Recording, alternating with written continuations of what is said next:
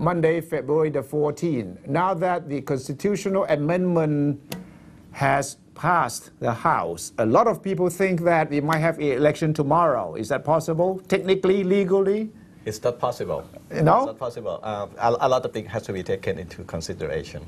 Well, I thought the Prime Minister said, well, you know, all the three conditions that I laid down before we could have an election have now been fully met. And the last one is the constitutional amendment. So let's have an election. He can still say political stability is not, it is a remaining question. Really?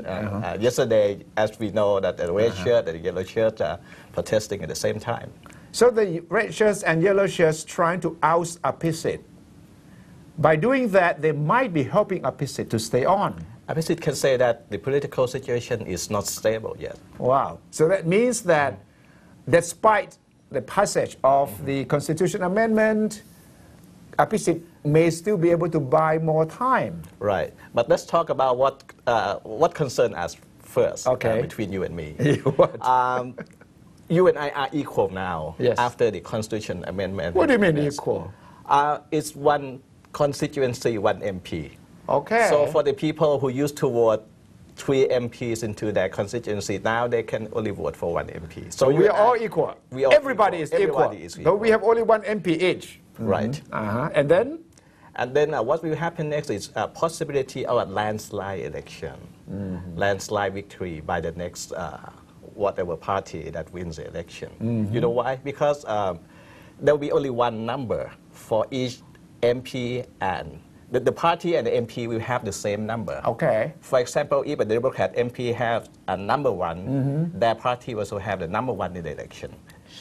So it's normal for people who go into the ballot box and they will not mark 1 and then 2. Just mark one number. It's natural for them to mark number 1 in one ballot and also 1 in another ballot.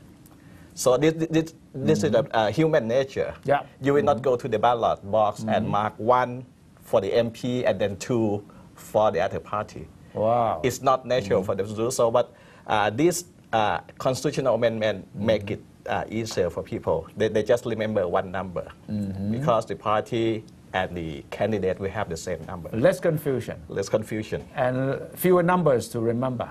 Exactly. Yes. How does that help the big parties, Democrat and Pheu Thai?